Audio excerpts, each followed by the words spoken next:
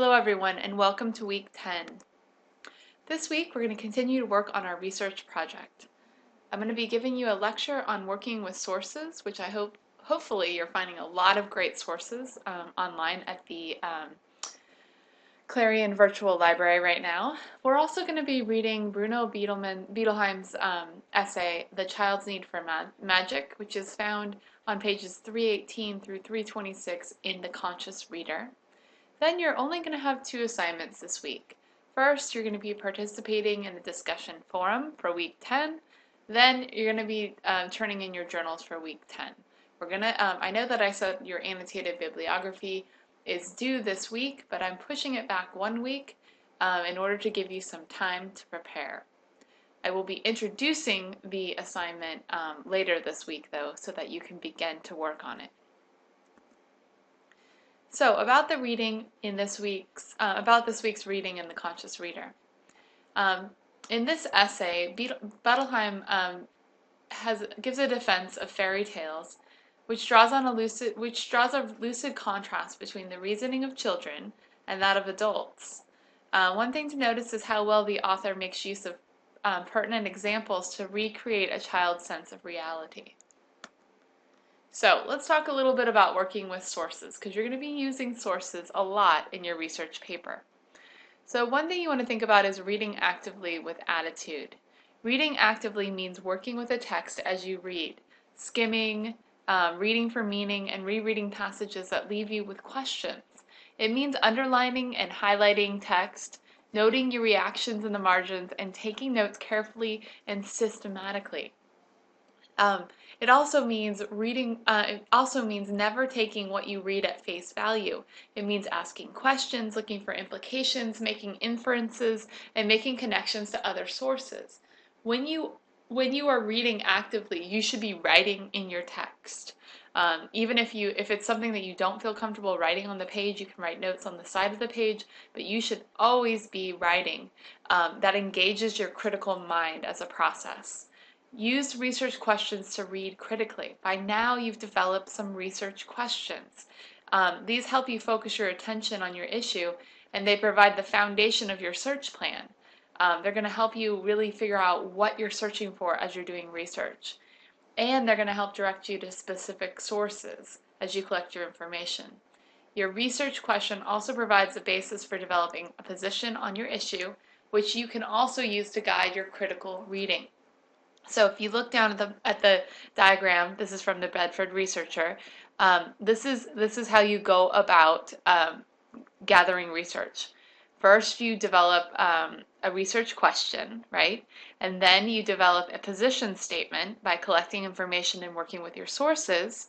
So that's your position on the issue, right? That you're writing about. And then you develop your thesis statement. So that's when you're going to really develop the main point you're going to make in your essay. And then you write your paper and document your sources. So your first journal entry is to create a position statement. To develop a statement about your position on your issue, brainstorm or free write in response to your research question. After reviewing your response, draft a brief statement of your position and use it to guide your critical reading.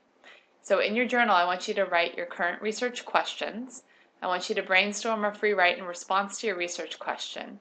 And then I want you to select the response that best reflects your current understanding of the conversation you've decided to join. If appropriate, combine responses into one position statement.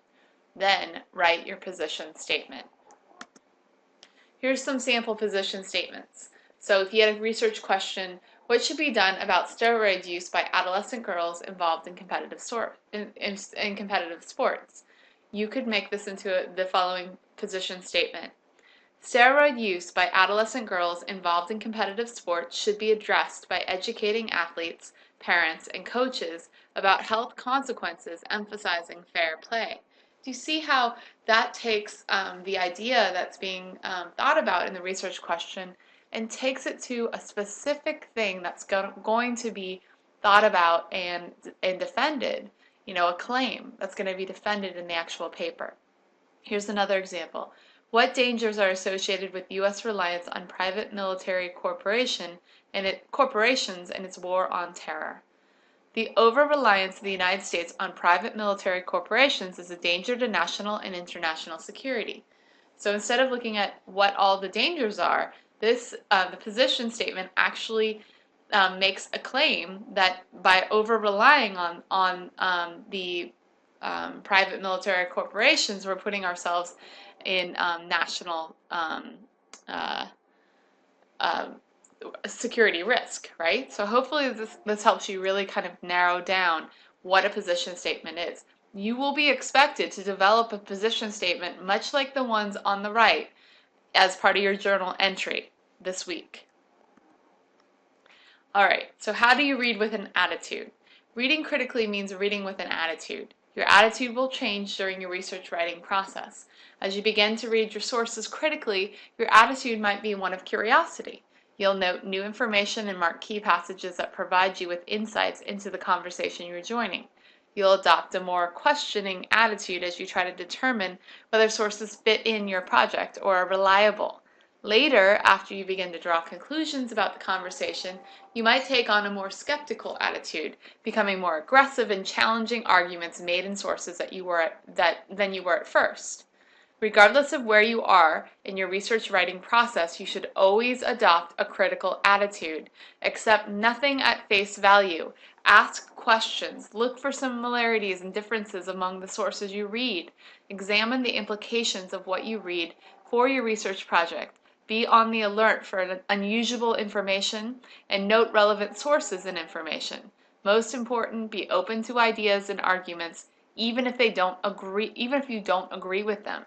Give them a chance to affect how you think about the conversation you've decided to join. Remember, you can always change your mind about how you feel about an issue. That's part of the reason why we do research, is so that we can learn more about issues we're interested in.